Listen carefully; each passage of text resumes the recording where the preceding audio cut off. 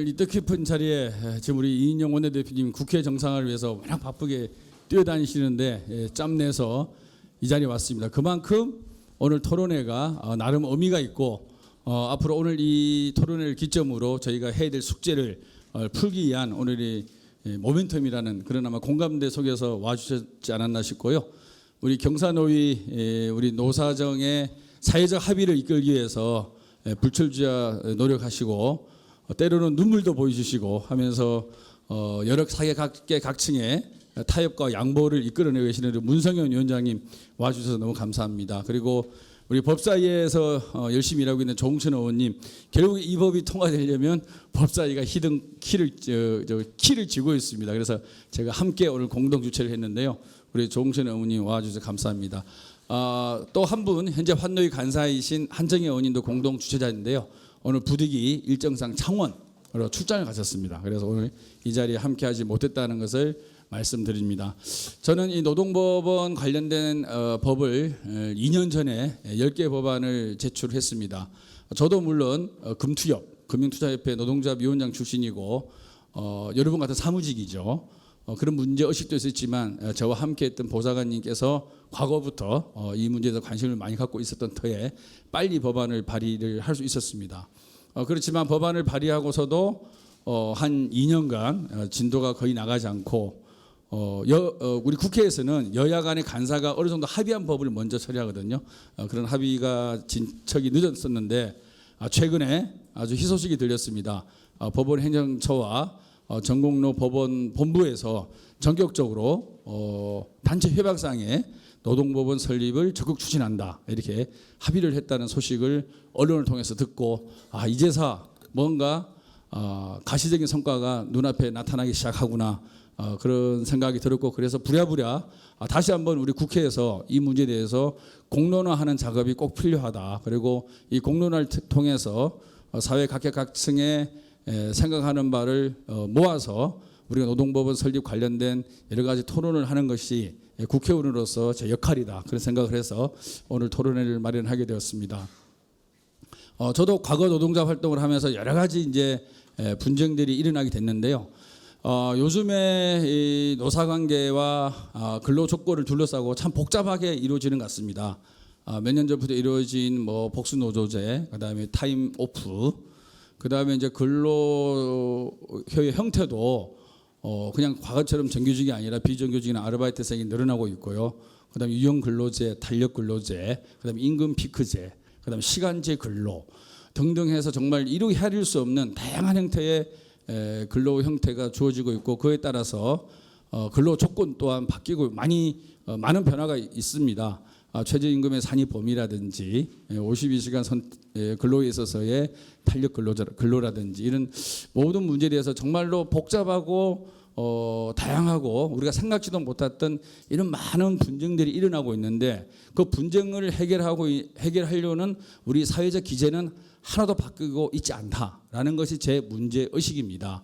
여러분 다 아시다시피 지방노동위원회, 그다음에 중앙노동위원회, 거기 불복하게 되면 또 지방법원, 고등법원, 대법원, 또 민사가 얽히면은 또 지방법원, 고등법원, 대법원, 무려 8심제를 거쳐야만이 아주 중요하고 큰 사건은 그 결과가 나타나는 이러한 구조를 우리가 계속 가져가는 게 맞는 건지, 아니면 프랑스나 영국이나 독일처럼 전문 노동법원을 설립을 해서 이 복잡하고 다양하고 전문 지식이 없이는 제대로 해결하기 어려운 이것을 노동법원이라는 특수법인을 설립해서 그 속에서 해결을 하는 것이 좋은지에 대해서 본격적으로 우리가 고민을 해야 된다고 생각합니다.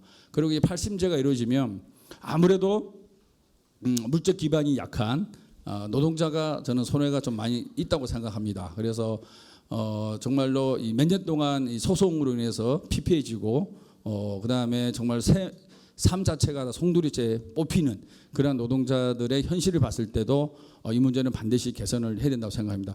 그렇다고 현재 제도가 저는 사용자 측에도 유리하다고 생각하지는 않습니다. 왜냐하면은 사용자는 예측 가능한 경영 환경이 있을 때 적극적인 투자와 적극적인 노력을 하게 되는 게 속성입니다. 하지만 이런 노사관계를 둘러싼 불확실성이 상존했을 때 과연 그것이 사용자한테 유리할까? 저는 결코 그렇지도 않다라고 생각합니다. 어쨌든 이 복잡하고 전문화된 이 노동 환경을 둘러싼 다양한 사건들을 조기에 해결하는 것이, 조기에 결정을 짓는 구조를 만들어가는 것이 저는 노사 상생에 있어서 가장 큰 환경을 만들어주는 방법이라고 생각하고, 그 방법이 저는 노동법원이라고 생각해서 이 토론회를 만들었다고 생각하고요. 오늘 토론회에서 아마 다양한 의견들, 좋은 의견들이 많이 나오리라고 봅니다. 이 토론회 나온 결과를 바탕으로 의정활동에 적극 반영하도록 하겠습니다. 감사합니다. 고맙습니다. 오늘 토론회 함께해 주신 여러분께 진심으로 감사의 말씀드립니다. 방금 김병욱 의원님께서 상세히 말씀 주셨습니다마는 유럽의 상당수 국가는 노동법원을 두고 있습니다.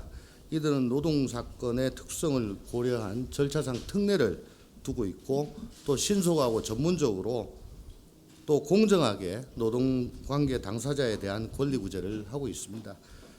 이에 반해서 우리나라는 준사법적인 행정위원회인 노동위원회 제도를 두고 있는데, 일반 법원에서 노동 분쟁을 처리하고 별도의 소송 절차가 없기 때문에 일반 민사소송과 행정소송 절차에 따르고 있습니다.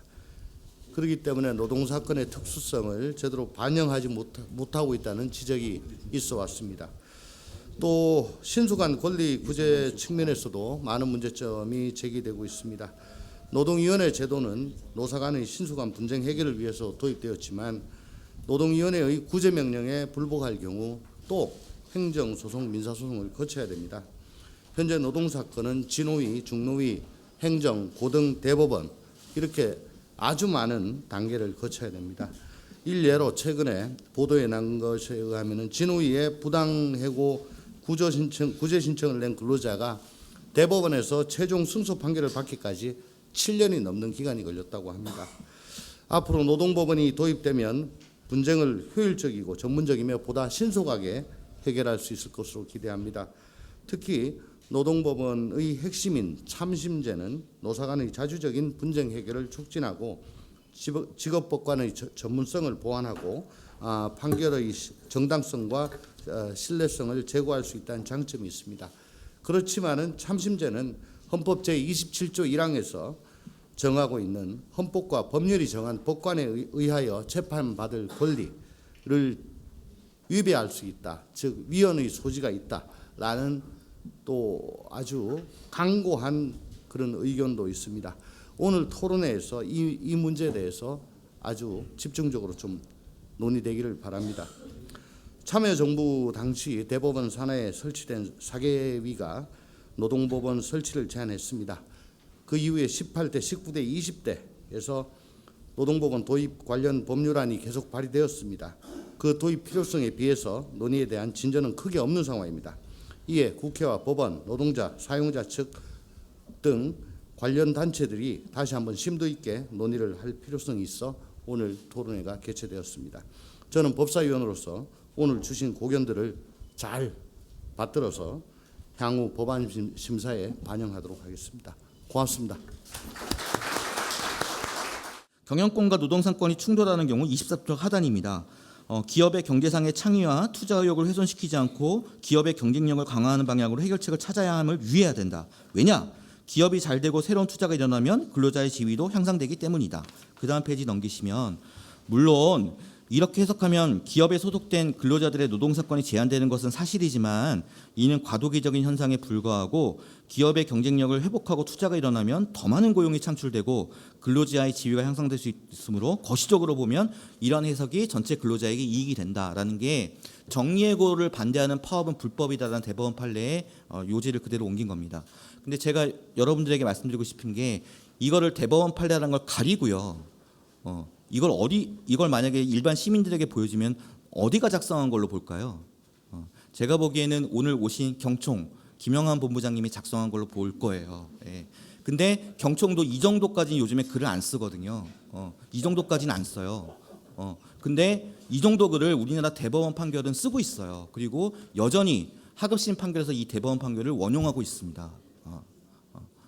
당황스럽죠. 근데 우리 대법원은 그렇습니다. 또 하나 정리해고에 관한 대법원 판결도 굉장히 압권입니다. 근로기준법에는 긴박한 경영상 필요가 있어야지만 정리해고를 할 수가 있어요. 근데 뭐 쭉 넘기고 26쪽에 가면은 대법원이 어떻게 판결하냐면 장래에 올 수 있는 경영상 위기에 미리 대처하기 위해서 선제적으로 정리해고를 할 수 있다라는 판결을 하고 있거든요. 그 감량 경영설, 다이어트 정리해고설 이렇게 학계에서는 논의를 하고 있는데요. 26쪽 하단에 보시면 파카한일부터 K2까지 보면 이게 다 흑자 기업들인데 다 정리해고가 됐고 이 정리해고된 사업장들은 다 대법원에서 정리해고가 적법하다라고 판결을 받은 데예요. 대표적인 거 흥국생명을 한번 볼까요? 자본금이 122억이고 매출액이 2005년도에 1조 8,627억이고 2005년 영업수익이 263억이에요. 근데 정리해고를 몇백 명을 했어요. 흑자인데. 왜 했냐면은 장래 경영상 위기가 닥칠 수 있다라는 이유로. 그리고 대법원은 다 합법하다라고 판결했어요. 지금 근데 여러분 흥국생명 잘 나가고 있지 않습니까?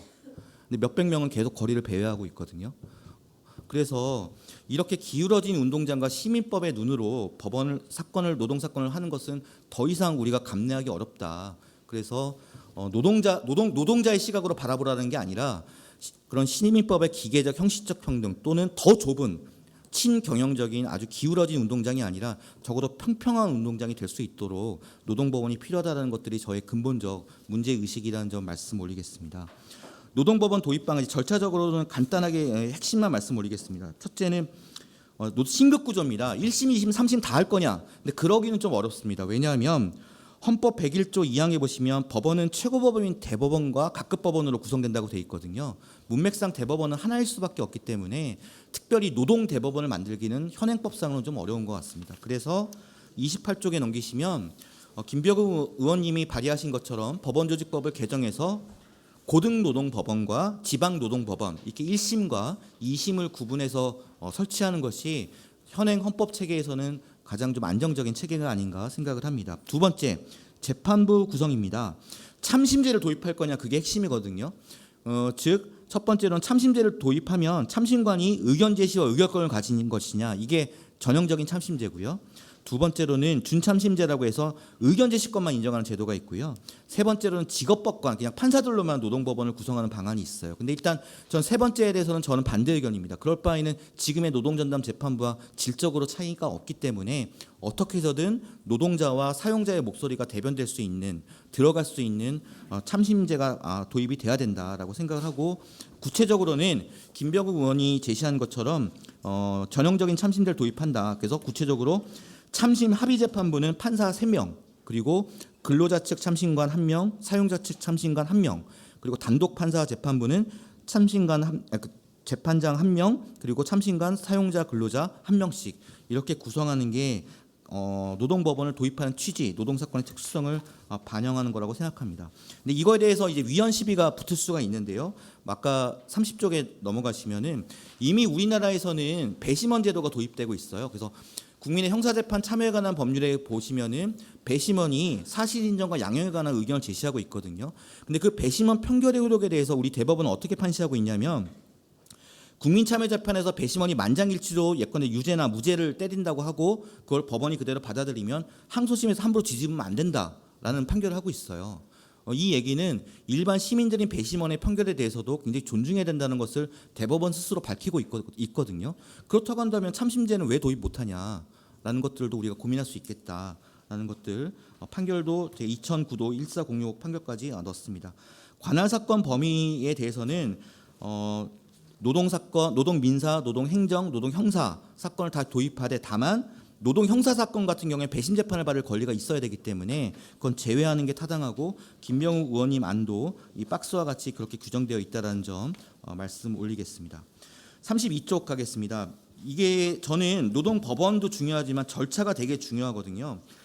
김병우 의원님 안 내신 것 중에 제가 주목할 부분도 이 부분입니다. 첫째는 노동조합 또는 32쪽 하단입니다. 노동조합 또는 사용자단체의 통상사무를 담당하여 오는 등 일정한 관계 있는 사람으로 하여금 제1심에 한해서는 소송 대리를 허용하자. 왜냐하면 지금 소송 사건 대리는 변호사만 할 수 있거든요. 근데 노동자가 변호사 만나기 쉽지 않거든요. 물론 조직된 노동조합, 민주노총이나 예컨대 한국노총 같이 노동조합이 있는 곳은 노동조합 비용으로 어쨌든 변호사 선임할 수도 있지만 실제 미조직 노동자인 90%의 노동자가 변호사 선임하기 쉽지 않습니다.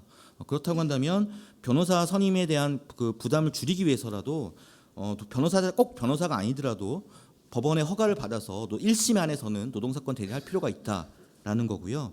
두 번째로는 노동자의 경제적, 사회적 불평등, 사용자가 모든 증거를 독점하고 있는 증거의 구조적 편제 현상을 해소하기 위해 노동법원의 직권주의를 강화할 필요가 있어요. 이건 무슨 얘기냐? 저희가 변호사로서 사건을 처리하다 보면 취업 규칙을 구하기가 굉장히 어려워요. 잘 이해하실지 모르겠지만 사용자가 취업 규칙을 안 보여줘요. 안 보여주고 제출을 안 해요. 좀 이해하시고 이게 현실입니다. 삼성전자에서도 사건을 소송했는데 삼성전자가 취업 규칙을 안 보여줘요. 물론 노동부에 공시하고 신고하게 돼 있지만 신고는 했대요. 근데 노동자한테는 안 보여줘요. 내가 다니는 회사의 취업 규칙 보기 쉽지 않습니다. 그거 볼 수 있는 노동자가 몇 개 없어요. 민주노총밖에 몇 개 없습니다. 또 예컨대 정리해고라든가 손해배상 사건 있을 때 재무제표, 회사의 영업손익, 구체적인 현금 수지 흐름표 다 회사한테 있거든요. 그러면 이거를 소송을 할 때는 이것들을 제출하라고 직권주의 법원이 직권을 명할 수 있는 제도가 필요하고 그 안이 바로 지금 김병욱 의원이 제시한 것처럼 제7조 증인 참고인을 법원이 직권으로 부른다거나 소송 제기 후 사용자 단체가 보관하고 있는 서류들의 열람과 복사권을 허용하는 것. 이 제도들은 정말 필요합니다. 왜냐하면 노동사건에 관한 증거들은 노동자에게는 없어요. 다 사용자한테 있는데 사용자가 제출을 안 하거든요. 그걸 제출을 강제할 수 있는 이런 노동 절차 특례는 굉장히 필요하다라는 것들 꼭 말씀드리도록 하겠습니다.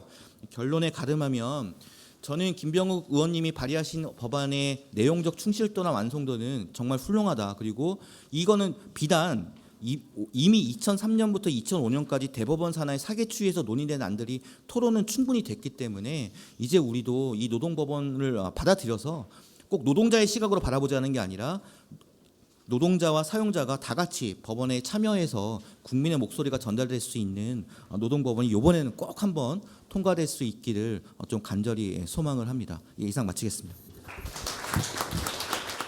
노동재판의 소송 절차상의 특징에 보면 기본적으로 노동재판을 주로 집단 분쟁이든 개별 분쟁이든 민사상의 법률 분쟁 중심으로 다루기 때문에 민사소송 절차에 따르긴 합니다. 그런데 아까 말씀드렸던 것처럼 특별하게 신속하게 처리될 필요성들의 반영이 돼서 특례 절차들을 상당 부분 두고 있다. 그래서 지금 예시로 했었던 화해 절차에서 구두 변론에 의해서 개시된 경우에 화해 불성립 시에 소송 변론의 기일이라든지 소송 촉진 의무들을 두고 있다. 이런 부분들은 조금 노동 사건이 갖고 있는 특수성들을 반영한 소송 절차상의 좀 특례들이다라고 하는 말씀을 드리고 제가 그 절차법상의 특수성들을 포함해서 독자적인 노동재판권의 설치 효과 부분인데 이 부분은 제가 업데이트를 조금 더 했으면 노동법원에 들어가 좀 찾았으면 좋겠는데 그러질 못해서 제가 읽은 문헌에서만 말씀을 드리면 여기서 이제 법원 내에서 화해 절차를 통해서 해결하는 경우들이 많습니다. 그래서 한 60% 정도가 그렇게 화해 절차에서 노동법원 내에서 그렇게 처리하는 형태고, 그다음에 분쟁 처리의 평균을 제가 2014년 기준으로 보니까 절차상의 평균 기간 한 6개월 정도. 이거는 화해나 이거 다 포함된 거고요. 근데 3심, 이게 상고심까지 가서 최종적으로 노동재판권에 의해서 처리된 거를 보니까 대체로 약 2년 정도 소요되는 3심까지 갔을 때 그 정도로 파악했습니다.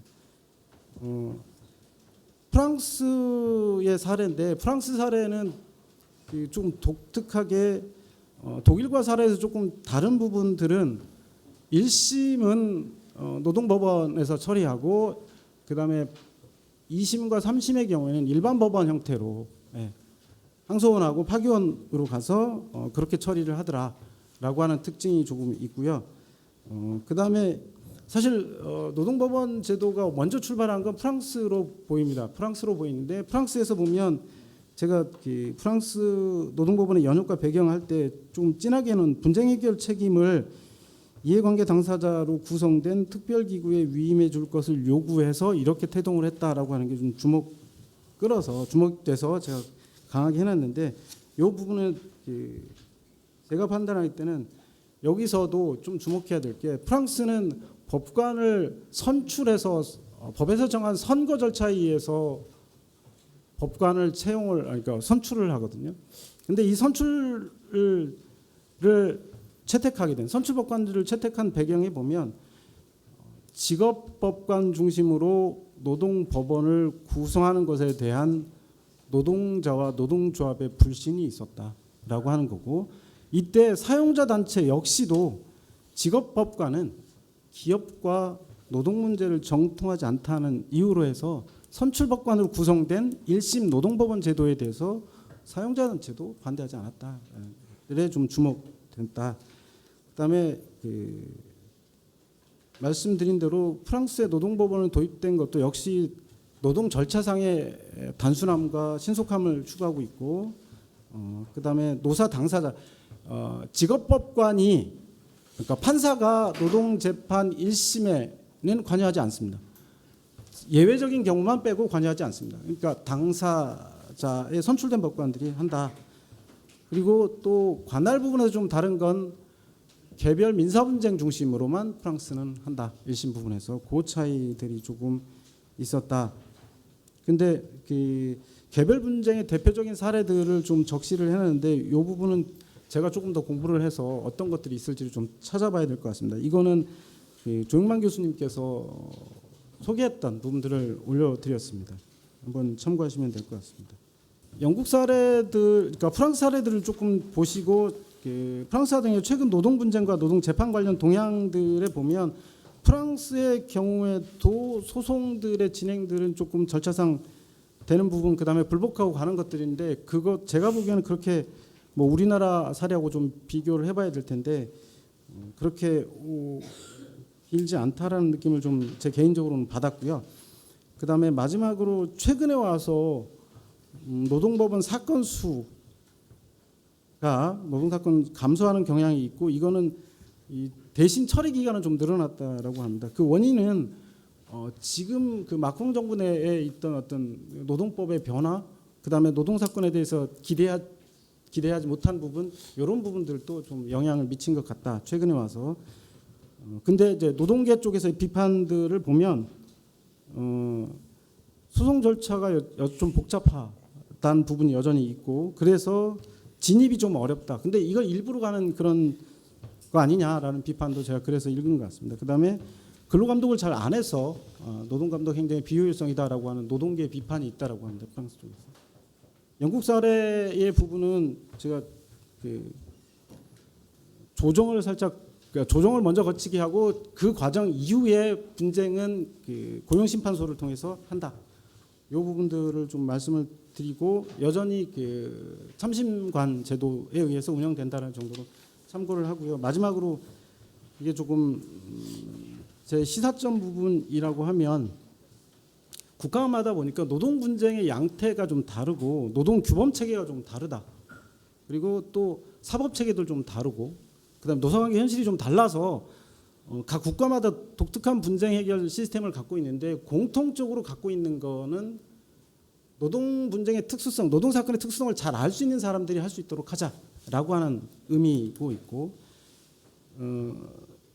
그다음에 우리하고 좀 다른 부분은 노동 사건에 대해서 민사적 접근 방법, 해결 방식을 주로 취하는 그런 형태들이 좀 있더라라고 하는 부분이다.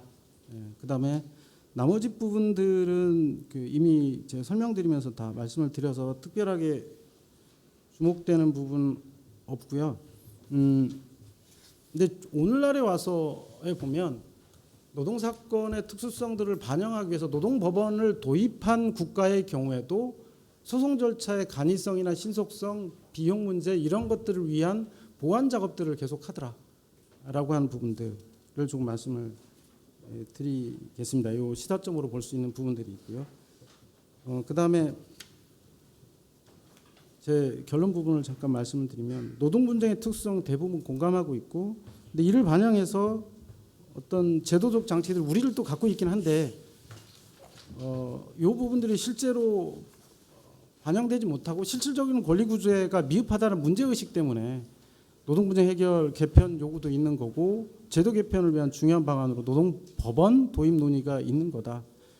근데 안타깝게 제가 이 법안들을 각 발의된 것들 보고 회의록들을 찾아서 상정 과정에서라도 어떤 얘기들이 있었는지를 좀 보려고 이 작업 과정에서 찾았는데 상정 이후에 전혀 어떤 예를 들면 제가 찾을 수 있는 범위 내에서 예를 들면 노동부에서는 어떤 의견들을 제시한다라고 하는 것들을 발견할 수가 없더라는 거예요. 회의록 자체에서도 나타나지 않았다. 그러니까 논의 시작 자체가 이루어지지 못했다라고 하는 부분이 있다. 그런데 왜 그럴까를 생각해 보면 기본적으로는 새로운 시스템을 도입하는 것과 그다음에 기존 사법 체계를 변경하는 것에 대한 부담감이 있지 않나 다.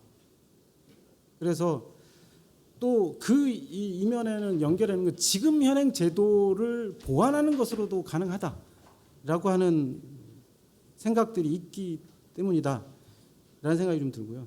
근데 새로운 제도의 변화나 변경들에 대한 우려나 그것을 시행했을 때 도입했을 때 발생할 수 있는 어떤 문제점, 운영상의 문제점은 어떤 새로운 제도를 하더라도 마찬가지다. 근데 그러면 그거는 도입 과정에서 물론 법 체계라든지 법 실효성이라든지 이런 부분들을 꼼꼼하게 만들어서 법 제정 과정에서 잘 다듬어야겠지만 법 제정 이후에도 보완할 과정들은 분명히 있다. 근데 시작조차 안 하고 이렇게 되면 이 부분은 한 발짝도 더 나갈 수 없다라는 생각이 들어서 오늘 이 자리가 어쩌면 그 과정들을 시작해 20대 국회가 아까 안타깝게 많이 남아 있지는 않지만 시작하는 과정이 되고 그 논의의 진전이 있기를 좀 기대합니다. 마치겠습니다. 이게 비교법적으로 좀 논란이 있는데 이게 아마 일본에서의 그 논의를 저희가 많이 수용을 한 결과가 아닌가 싶습니다. 근데 실제로는 일본에서의 그 법관에 의한 재판을 받을 권리라는 개념은 독일에서 유래된 거고요. 독일 지금 기본법 101조 1항 2문에는 누구든지 법률로 정한 법관에 의한 재판을 받을 권리를 박탈당하지 아니한다라는 논의가 있습니다. 그런데 우리가 잘 아시다시피 독일에서는 참심제가 도입되고 있습니다. 그러면 독일은 왜 이거에 대해 위헌 논란이 없지 않았을까요? 예, 물론 독일에서도 이에 대해서 위헌 논란이 좀 있었습니다. 그래서 이에 대해서 독일 헌법재판소에서 아마 이에 대해서 합헌 결정을 한 바가 있습니다. 그래서 아마 이건 이제 독일의 같은 경우에는 법관에 관련해서 법관의 임기라던가 법관의 자격을 헌법에 명확히 정하지 않았기 때문에 아마 이런 논의가 가능했던 것 같기도 한데 우리나라 같은 경우는 사실은 이제 법관이 다양화되어 있지 않는 측면이 좀 있습니다. 그래서 그 부분이 문제긴 한데요. 일단 법원에 있는 법관이 되려면 임기가 10년짜리 정치적 중립성을 지켜야 되는 그런 식으로 헌법이 예정하고 있기 때문에 아마 이 논의가 이렇게 좀 꼬인 게 아닌가 싶은 생각이 드는데 비교법적으로 봤을 때는 반드시 참심제도가 위헌이라고 단정하기 좀 어려운 측면이 있다는 것을 좀 말씀을 좀 드리고자 합니다. 그런 측면이 있습니다. 그래서 그러긴 한데 물론 이제 변호사님께서는 마치 위헌론을 피하기 위해서 법관이 재판장으로 재판 진행을 주도하고 참심관의 의견이 갈릴 때는 지법관이 최종 결정하기 때문에 위헌 소지가 없다라고 하시는데 참심관이 큰 역할을 할 거라고 저는 기대를 하는데 왜 갑자기 큰 역할을 안 하니까 위헌 소지가 없다 이렇게 말씀하시니 저로서는 약간 당황하긴 했는데요.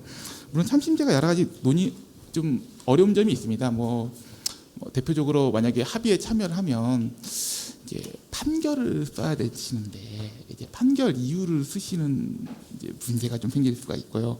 이제 사실은 이제 그 참심관들은 사실은 어떤 판단을 하기 위해서 역할을 드린 거지 뭐 전문적으로 어떤 이유를 쓰기 위해서 한 건 아니기 때문에 그런 부분이 좀 논란이 있고 다양한 논의들이 좀 있을 수 있습니다. 그래서 하여튼 그런 점에서 좀 고민을 해볼 필요가 있는데 저는 그래서 지금 당장에서는 위헌 논란이 있으면 당장 도입 만약에 이 부분에 대해서 만약 참심재판 도입은 필요한 부분이라는 인식이 있다고 하면 만약에 이 부분 당장에 도입이 어렵다고 그러면 일본의 노동심판제도와 같은 도입을 일단 1차적으로 도입하는 게 어떤가 하는 생각이 좀 해봅니다. 그래서 일본의 노동심판제도는 소개가 좀 안 돼 있긴 했습니다만 그 법원 내에 일종의 그 심판 그러니까 노동 심판관이 한 분 계시고 노사 대표가 한 명씩 모여가지고 3인을 구성을 해서 조정을 먼저 진행을 하고, 그래서 조정이 되지 않으면 일단은 그에 대해서 심판을 내립니다. 그 심판을 내려가지고 그에 대해서 불복을 하면 정시에 바로 법원 절차로 진행이 돼서 심판결을 빨리 내리고 하는 이런 식의 절차를 일단 1차적으로 거친 다음에 위헌성 논의를 좀 완화시키고 문제를 해결해야 되는 거 아닌가, 뭐 그런 생각을 좀 해봤습니다. 그래서 이런 방안에 대해서는 과연 그 발제자분께서 어떤 생각을 가지시는지, 뭐 이런 생각에 대해서 문제점이 있다면 어떤 생각을 가지시는지 좀 말씀해 주시면 감사하겠습니다.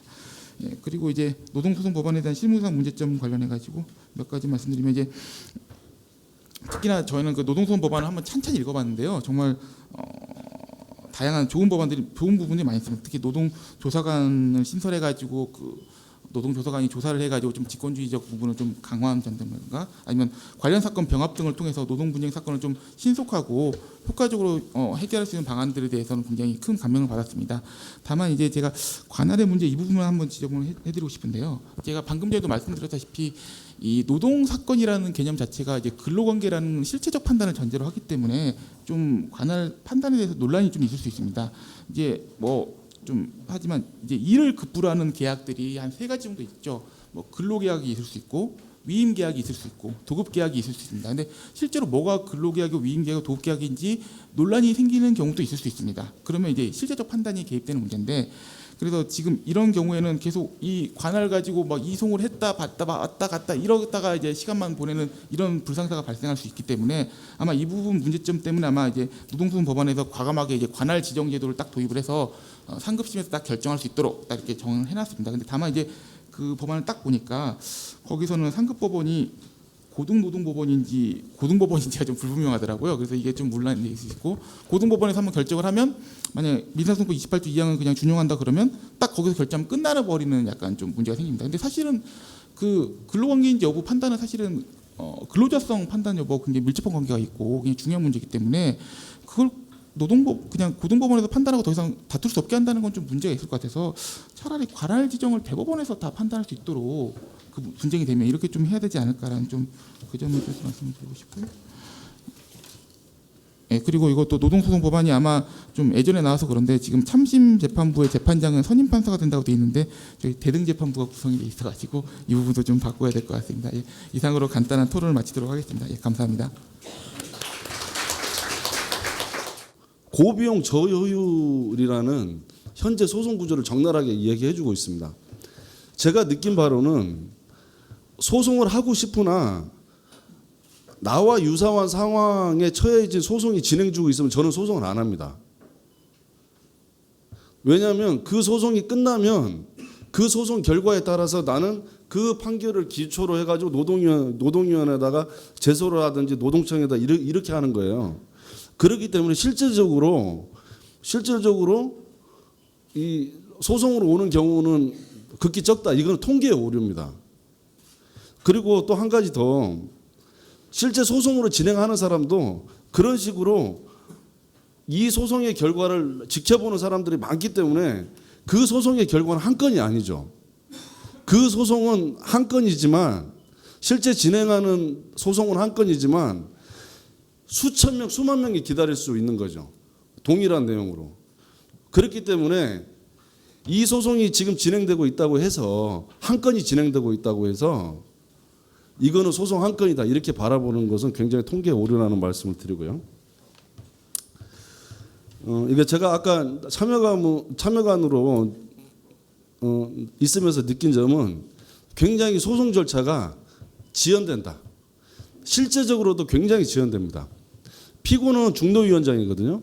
피고는 중노위원장으로 항상 있지만 소송 절차를 진행하다 보면 중노위에서 거친 그런 사건들을 다시 재조사합니다. 왜냐하면 원고가 됐든 피고가 됐든 그 이미 중노위에서 수개월 또 1년여 2년에 걸친 조사를 다 마친 사건들을 다시 증거 조사를 합니다. 법원에 와서는 중노위에서 끝낸 사건을 기초로 다시 하는 것이 아니 중노위에서 끝낸 사건을 여기서 이제 이거를 기반으로 소송을 하는 게 아닙니다. 다시 끄집어내서 다시 현재 일반 사법 시스템에 맞게 다시 다 풀어가지고 다시 증거 정리를 합니다. 정말 있을 수 없는 일이고 정말 필요한 절차라고 저는 생각했거든요. 또 더 심한 경우는 이미 중노의 단계에서 증인이나 이런 사람들을 다 불러서 이미 결론이 다 맺어졌어요. 근데 행정법원에 와가지고 증인 신청을 또 합니다. 그때 증인 신청 다 끝난 사람들은 증인 신청하면 물론 채택 여부는 재판장이 하겠지만 어떤 사유를 쓰면서 이게 그때 당시에 뭐 증언을 안 했다 이런 식으로 해가지고 신청을 하면 다시 재판을 합니다. 그러니까 2년에 걸친 재판을 끝난 사건을 다시 풀어가지고 다시 1년이 넘게 이렇게 재판을 하는 그런 구조가 있다는 점도 염두에 두시고 이제 마무리하겠습니다. 시간이 없기 때문에. 그리고 노동위원회 그 부분은 노동위원회 그 구성이나 이런 부분은 지금 우리 존경하는 우리 김병우 위원님께서 지금 내신 그 법안에 보면 거의 대부분 이렇게 흡수를 하고 있습니다. 그리고 오히려 노동위원회에서 지금 담당하고 있는 그런 역할들을 이제 그대로 이관해 오면서 오히려 신속성을 담보할 수 있을 것이다라는 생각이고요. 그리고 아까 우리 이게 존경하는 우리 판사님께서 이게 지금 이게 현재 헌재 침해 소지 여부가 있기 때문에 그런 우려가 있기 때문에 일본의 노동 심판 제도를 잠깐 운영하면 어떻겠느냐 이제 이런 이렇게 과도기적으로.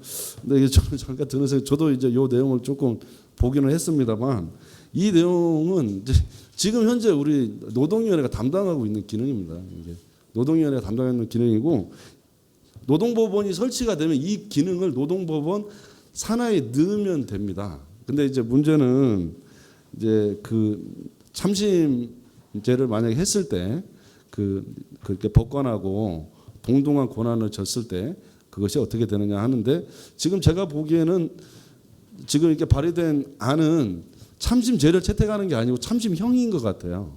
이게 참심형 제도이기 때문에 좀 이거를 조금 합리적으로 또 집단적 지성을 모아서 이 문제도 극복했으면 좋겠고 아마도 이 세 가지 문제가 다 극복이 되면 노동법원을 이렇게 설치한다는 국민적 공감대는 지금보다 훨씬 높아질 거라고 생각합니다. 예, 이상입니다. 저는 이미 앞에서 많은 말씀들이 있어서 특별히 더 드리기보다는 그냥 노동법원 설립이 정말 지금 이 시점에 왜 필요하고 왜 이게 당위의 문제인지에 대해서 좀 말씀을 드리고 싶습니다. 아까 그 경제사회노동위원장님께서 오셔가지고 당위성에 대해서도 뭐 필요는 하지만 좀 더 뭐 사용자 측의 입장이라든가 이런 부분들도 좀 고려해야 되는 게 아닌가라고 말씀은 하셨지만 사실 노동의 문제에 있어서는 노동자 지금 현재의 약자인 노동자들의 그 권리 구제가 더 중요하다라고 저는 생각을 합니다. 그렇기 때문에 아까 발제자신 신인수 변호사님께서도 말씀하셨지만 노동법 자체가 특수한 분야이고 그 노동법이 있기 때문에 결과적으로는 지금 이런 노동법원 설립에 대해서 이렇게 뭐 단체 교섭도 하고 또 법률도 만들어지고 하는 것이라고 생각을 하고요. 그리고 최근에 나온 건 아니지만 어쨌든 20대 국회 들어서 이번에 김병욱 의원실에서 발의하신 이 노동법원 법은 사실 아까 저는 신인수 원장님하고 의견이 비슷한데 매우 정말 훌륭한 법이라고 생각을 하고 이대로 정말 통과가 바로 되면 좋겠지만 어쨌든 좀 사회적인 또 합의의 과정이 좀 필요하다라고 생각을 합니다. 근데 그런 사회적 합의를 이루어 나가는 데 있어서 왜 노동법원이 필요한가라고 생각을 해보면 뭐 지금 계속 기자들한테도 계속 뭐 연락이 오고 질문도 많이 오고 하는데 항상 드리는 말씀은 실제로 지금 너무 많은 사건들이 뿔뿔이 흩어져 있어요. 뿔뿔이 흩어져서 노동자들이 진행을 해야 되는 거죠. 부당해고나 뭐 부당해고 같은 경우는 진호위 또는 안 되면은 민사법원, 그다음에 인근체불 같은 경우는 민사법원 또는 고용노동청, 부당노동행위 진호위, 그다음에 또 뭐 쟁의행위 같은 경우는 또 진호위 가거나 아니면은 뭐 단체 교섭과 관련된 부분 뭐 법원 이런 또 그다음에 최근에 또 이런 차별과 관련된 문제들은 또 국가인권위원회도 요즘 또 많이 가시더라고요. 그래서 국가인권의 진정도 많이 하시고 또 그 직장 내에서 발생하는 어떤 그 비밀적인 사내 어떤 고발 문제들은 또 요즘은 또 국민권익위원회, 국가권익위원회인가요? 또 글로도 또 진정을 넣으시기도 하시고 이 노동 사건들이 매우 다양해지고 있는데 그런 노동 사건들을 포괄할 만한 어떤 절차적인 일관성 있는 어떤 절차를 담당하는 사법기관은 사실 부재하다는 것이 가장 큰 문제가 아닌가. 그래서 오히려 노동자들이 자기 권리 구제를 포기하고 오히려 어떻게 해야 될지 잘 모르고 우왕좌왕하고 그러다 보면은 아까도 계속 말씀이 나오지만 시간은 사용자 편이니까 결국은 노동자들은 자기의 권리 구제를 포기하고 그냥 뭐 다른 직장 찾아가거나 아니면은 결국은 그냥 어쩔 수 없이 소송을 포기하고 다른 생활을 영위하게 되는 그런 부분들이 있지 않나. 그래서 결국은 이 일원화를 이루어내는 게 이 노동법원, 제가 생각했을 때는 노동법원 설립의 이슈에 있어서의 가장 큰 중요한 점이 아닌가. 그리고 결국 노동법원으로 모든 사건들이 일어날 수 있다면, 그리고 지금 김병욱 의원님실에서 발의된 이 노동법원과 관련된 보면 지방노동법원의 관할과 관련된 내용들을 보면 거의 전부 다 이 노동과 관련된 사건들을 다 포괄할 수 있는 지방 노동법원을 설립하는 것 할 수 있는 것으로 보입니다. 그래서 그리고 이렇게 일원화가 되고 한 군데로 사건이 모이다 보면 결국은 신속성과 경제성, 전문성들이 보장이 되겠죠. 그리고 그렇게 신속성, 전문성, 경제성 이런 것이 보장이 된다는 것은 결국은 그게 바로 절차적인 정의의 문제인 것이고, 그런 노동 사건과 관련된 절차적인 정의를 이루어내기 위해서는 그것이 바로 노동법원이라는 어떤 전문적인 사법기관이 있어야 되는 것이 이 당위적인 문제가 아닌가라고 생각합니다. 그래서 지금이라도 저는 이렇게 공무원 노조 그리고 또 김병욱 의원실에서 이렇게 노동법원과 관련된 문제를 다시 이렇게 이슈를 이렇게 제기하시고 또 이렇게 토론을 하시고 국민적인 여론을 이렇게 환기시켜 주신 데 대해서 너무 정말 진심으로 감사하게 생각하고 있고요. 오늘 또 이 자리에 나와서 이렇게 토론까지 하게 돼서 정말 영광입니다. 감사합니다. 노동위원회가 존재하기 때문에 사건이 엿가락처럼 늘어진다는 말은 사실 논리에 비약 같습니다. 두 개 합쳐서 6개월이고 대부분의 근로자든 기업이든 노동위원회에서 지거나 이기고 나면 일반적인 법률의 판단은 이렇구나 하고 멈춥니다. 95%가. 그게 지금 노동위원회의 기능과 현실이다. 그 부분을 아마 입법 과정에서 충분히 생각을 해주셨으면 하고요. 아까 이제 신윤수 변호사님 워낙 이 부분에 해박하신 전문가시니까 대부분 이제 정확한 말씀을 많이 하셨는데 이제 신속성 얘기를 하시다가 8심제라는 얘기를 하셨어요. 저는 8심제라는 말을 오늘 처음 들어봤습니다. 여기 와서. 근데 8심제 얘기를 들어보니까 진노위, 중노위, 1, 2, 3심 그리고 해고 사건은 거기서 끝나고 임금에 대해서 못 받은 임금 1, 2, 3심에서 8심이라고 이제 토론자들하고 말씀을 하시는데 저희들 일반적으로 노동위원회 가게 되면 부당해고를 받게 되면 부당해고 판정이 나게 되면 원직 복직을 명하게 되고 그걸 안 하게 되면 이행강제금을 계속 때립니다. 복귀를 안 시킬 수가 없어요. 법원에 이제 가지 않는 사건은. 그러면서 임금은 복직하면서 다 주게끔 돼 있습니다. 주게끔 돼 있기 때문에 일반적인 법원에서도 예를 들어서 해고무효 소송, 확인 소송을 하게 되면 부당해고 판단이 나더라도 기업이 만약에 회사가 임금을 안 주게 되면 또다시 그걸 집행하는 데는 또 다른 문제가 걸리잖아요. 그죠? 해고 무효 확인을 받고 집행은 다른 문제이기 때문에 그렇게 따지면 이게 맞지 않은 표현 같고요. 그래서 8심제라는 표현은 사실 너무 비약적인 표현 아닌가. 5심제라는 부분은 이런 맞는 말입니다. 분명히 맞는 팩트이고 다만 그 5심이라는 거에서 앞에 두 단계가 다 합쳐서 6개월이다. 그런 부분을 과연 우리 재판 사법 시스템에 비추어봐서 이게 그렇게 딜레이되는 역할을 하는가. 그 부분을 한번 말씀을 드리고요. 마지막에 이제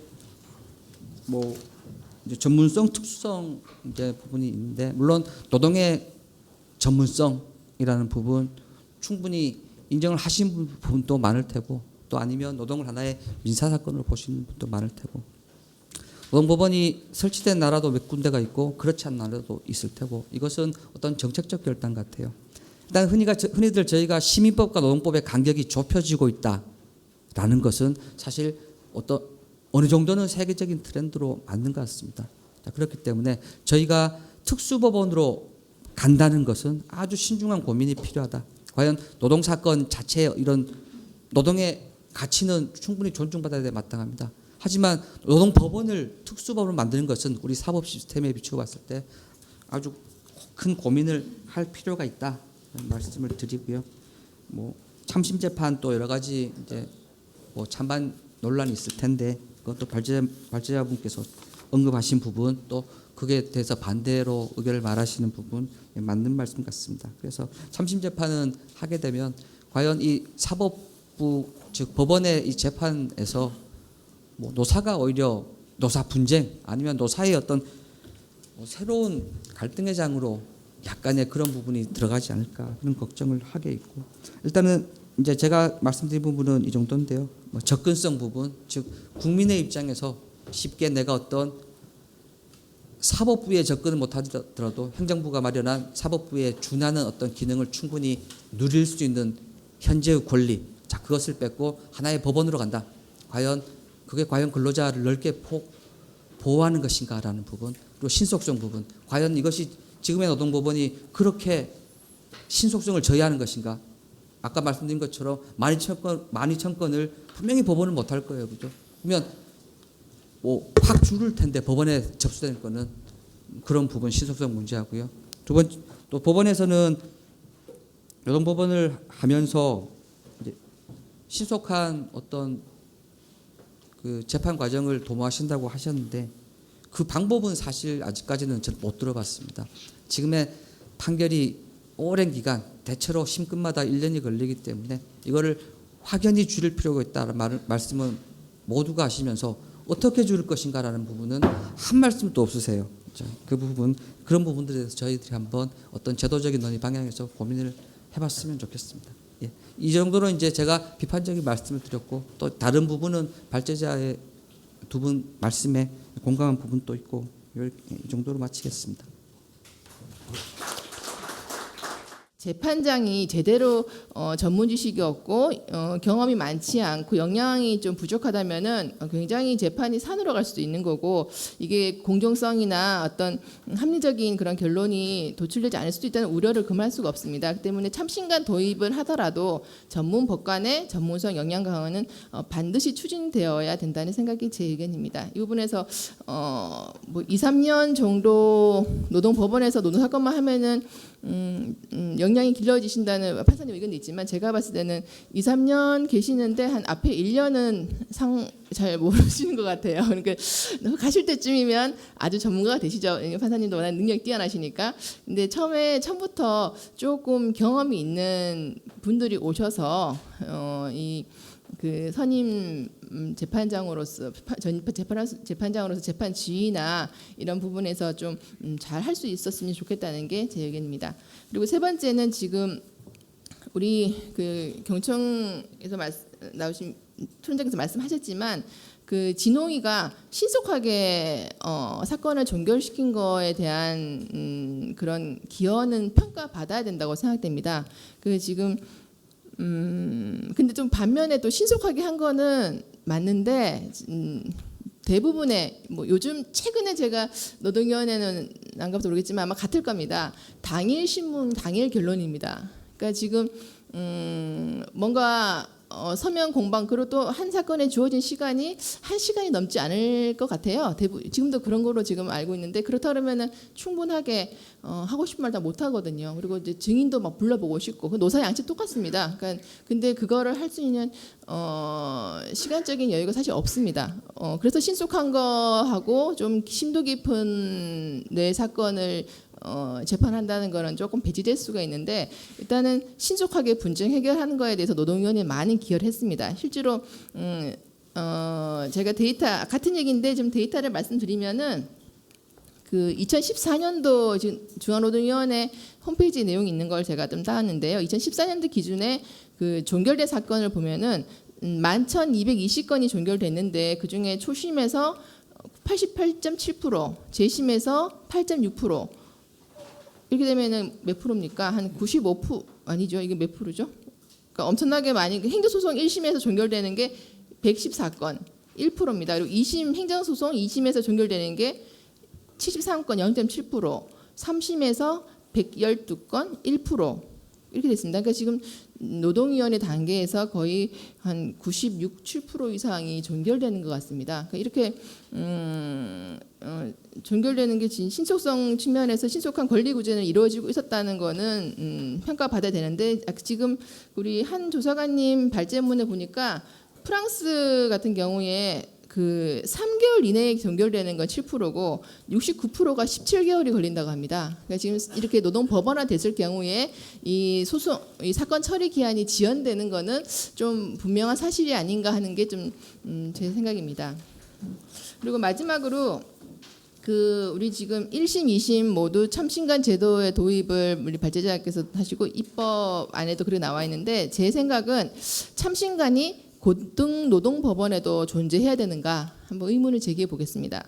그 지금 소송을 해보면은 1심 단계에서 그게 그 행정소송이든 민사소송이든지 간에 1심 법원에서 굉장히 심도 깊은 증거조사가 이루어집니다. 증인도 여러 명 부를 수 있고 관련 문서송부 촉탁도 이루어지고 관련된 자료들이 많이 도출되고 있고 그리고 현재 고등법원에서는 증인 신청을 잘 안 받아주시고 그냥 기존의 1심에서 충분하다고 보시는 경우가 한 95%, 99% 되지 않을까 싶은데 그러니까 실제로 지금 1심 법원이 그런 사실 탐지를 하기 위한 사실관계를 확인하기 위한 거의 90% 이상을 역할한다고 봅니다. 그렇다면은 굳이 또 참신자 도입을 하면은 1심 재판이 지금보다 더 알차게 진행될 것은 분명한데 그러면은 고등노동법원에서 굳이 그 참신관이 존재해서 재판 절차에 관여해서 증인 신문하고 이런 절차가 필요할까 옥상옥이 아닐까 하는 생각을 해봅니다. 그래서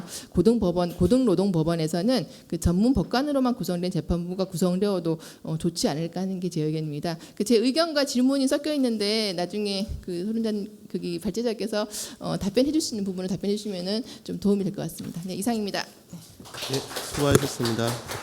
지방노동위원회 사건은 한 뭐 10,000건 정도로 이해를 하시면 됩니다. 이제 18년에는 11,000건 정도로 좀 늘었고 17년에는 한 10,000건 정도였고 그에 대한 불복이 중노위 사건이 한 2,000건 정도 됩니다. 그래서 그 두 개를 합쳐서 아마 김영환 본부장님이 12,000건이라 하셨고 그냥 원래 사건의 어떤 모수는 이제 10,000건 정도로 이해를 하시면 되고 그 중에 이제 18년 같은 경우는 소송으로 간 건은 한 480여 건, 한 500여 건으로 그래서 나머지 그러니까 9,500건은 노동위원회 단계에서 이기거나 지거나 어찌됐건 종결이 됐다라는 것이죠. 그리고 실제로 거기에서 근로자들이 화해하거나 승소한 비율이 65% 가까이 이르고 있습니다. 그래서 그런 측면에서 보면 노동위원회가 어찌됐건 이 9,500건에 대해서는 상당히 신속하고 어느 정도 공정하게 판정을 하고 있다라는 말씀을 드리고 싶고요. 그와 관련해서 지금 제가 요 말씀을 드리는 거는 노동법원으로 갔을 때 좀 걱정스러운 부분은 신속성입니다. 신속성 부분이 지금 이제 법안에는 답변서를 이제 2달 안에 제출하는 정도의 내용이 이제 있긴 하지만 그걸로는 지금 법원의 어떤 시스템을 획기적으로 개선하기는 어려워 보이거든요. 제가 볼 때는. 그래서 지금 18년 사법 영감을 보면 민사 1심이 거의 293일이 걸리고 2심이 255일, 3심이 147일입니다. 행정소송도 1심이 242일이고 2심이 263일, 3심이 132일. 이걸 다 합치면 대략 한 2년 가까이 나오는 거거든요. 2년 좀 넘습니다. 그 1, 2, 3심을 합치면 대부분. 아까도 뭐 5심, 8심 가서 이제 뭐 우리 뭐 어떤 특정 사건에 대해서 7년이 걸렸다 했는데 실제 진노위와 중노위의 심판 사건 처리 기일은 2달을 원칙으로 하고 있습니다. 그러니까 사건당 2달이기 때문에, 그러니까 진노위 2달, 중노위 2달이기 때문에 4개월이고, 그럼 7년의 기간이 걸렸다는 그 소송에서 진노위, 중노위가 잡아먹은 기간은 4개월밖에 안 된다는 것이죠.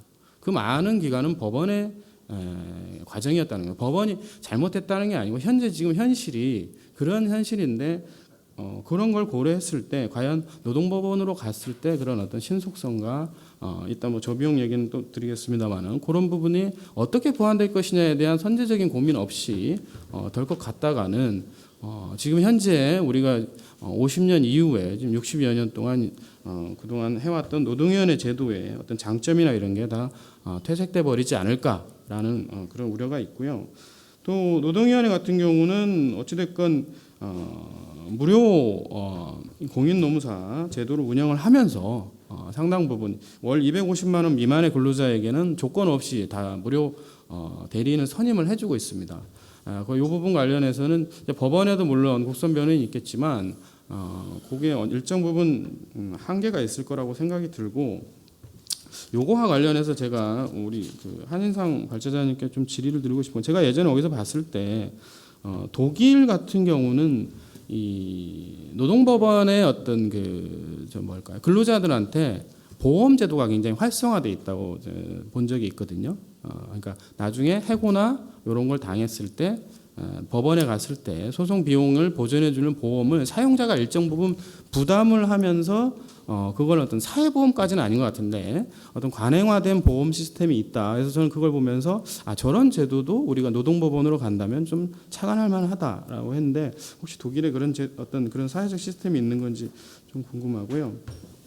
그래서 노동위원회는 아까 말씀드렸던 신속성이나 어떤 경제성 측면에서도 있고 지금 뭐 법안에서 직권조사 얘기도 좀 있지만 노동위원회 같은 경우는 지금 부당노동이 주요 사건의 경우는 진호위 조사관들이 현장에 전부 나가고 있습니다. 실제로 모든 사건을 나갈 수는 없지만 부당노동의 사건 같은 경우 현장에 나가서 노사의 의견을 듣고 현장에서 어떤 일이 일어났는지 사진을 첨부해서 조사 보고서를 작성을 하고 있거든요. 그래서 그런 부분들이 그러니까 직권조사가 현행 민사소송법에도 있습니다. 지금 이 노동법원법에만 있는 게 아니고 현행 민사소송법에도 있는 제도이기 때문에 이걸 실효적으로 운영할 수 있겠느냐라는 특별법원으로 갔을 때 그 부분에 대해서도 좀 고려가 있고 우리 일례로 기간제 근로자들의 경우에 그러니까 소송 기간 중에 기간제 근로 계약 기간이 종료를 하면 소의 이익이 없어지는 문제가 있습니다. 그래서 그 부분은 지금 그러니까 법원의 어떤 논리를 깨기 위해서 노동위원회 측면에서 많은 노력을 했었습니다만은 확고한 판례이기 때문에 그걸 깨진 못했었고요. 그렇다면 그 법리적인 문제는 뭐 여기서 다툴 문제는 아닌 것 같고요. 그렇다면 노동위원회는 어떻게 하고 있냐 하면 진호위에 기간제 근로자 사건이 들어오면 바로 일종의 패스트 트랙을 밟습니다. 그러니까 그 심판 종료 되기까지만 기간이 남아 있으면 법원에서 깨지지 않거든요. 그래서 최대한 조사관들이 굉장히 심혈을 기울여서 2달에 걸릴 거를 1달 내에 빨리 신문회의를 연다든지 그래서 우리 노동위원회가 나름 굉장히 이렇게 노동법에 무지하고 무배려하지 않고요. 나름 신경을 많이 쓰고 있다라는 말씀을 드리고 싶고요. 마지막으로 이제 신속성, 경제성 말씀드렸는데 전문적인 부분과 관련해서 지금 노동위원회 공익위원님들이 아까 발제자님께서는 대부분 전문성이나 신인수 발제자님께서는 전문성이나 특수성이 없다고 하셨지만 제가 볼 때는 꼭 그렇게까지 볼 것은 아니지 않냐라는 생각이 듭니다. 노동법 전문가 위주로 많이 꾸려져 있고 변호사나 노무사분들 많이 들어와 있고요. 그래서 기타 이제 학계 그러니까 법조인들 들어와 있습니다. 그래서 요거와 관련해서 저는 이제 나름 전문성이 있다라고 생각은 하는데 지금 아까 신인수 발제자님께서는 전문성이나 이런 걸 찾아보기 어렵다라고 하셨는데 지금 발의된 법안에 17조에 보면 이 참신관 제도의 자격 요건이 있는데 사실상 노동위원회 공익위원 요건과 거의 유사합니다. 그렇다면 과연 이 노동법원에서 이 참신관과 노동위원회 공익위원이 뭐가 다르다는 건지 그렇다면 뭔가 좀 더 특화시키고 좀 다른 게 어떤 운영할 수 있다면 그런 어떤 방안이 뭐가 있는지 그런 부분을 좀 여쭙고 싶습니다. 토론을 마치겠습니다.